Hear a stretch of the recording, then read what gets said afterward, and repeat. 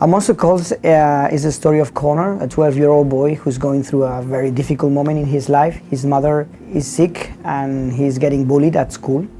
And he finds an unexpected friend that is a giant tree monster that lives in front of his house.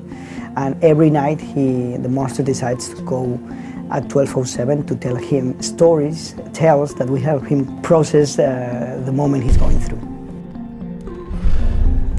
I have come to get you, Conor O'Malley. I wanted to be involved in A Monster Calls because it's a big fantasy that deals with a lot of emotion and talks about childhood in a very respectful way, and talks about the complexities of growing up. It reminds me of movies I saw when I was a kid, like E.T. from Spielberg, or books like The Never-Ending Story. That kind of films that they're so rare to see those movies nowadays that I wanted to be part of one of these. I always loved fantasy, and I thought this story was very interesting because it talks about how we need fantasy to understand reality.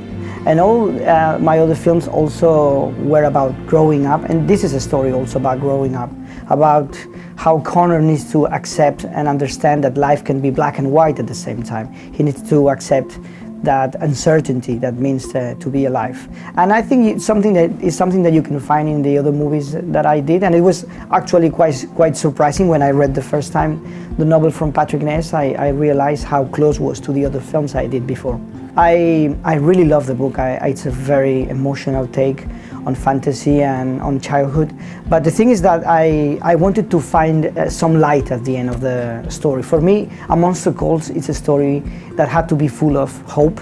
And then I remember that the first time I sat down with Patrick, I told him that I wanted to find light, I wanted to find truth, and I wanted to find hope at the end of the story.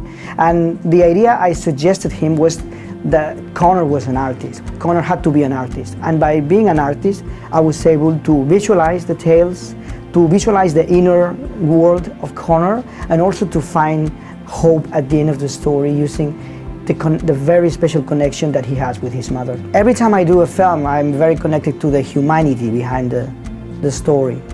We all need fantasy when we grow up. I think somehow fantasy helps us to process dark thoughts or complicated emotions that we don't know how to canalize. So I think fantasy is a very important element in our education, and I think it's through stories, when we watch movies or when we read books, that we had a better comprehension what life is about. It gives a better comprehension than life itself, fantasy. So I've always been a lover of fantasy. I think fantasy explains reality much better than reality.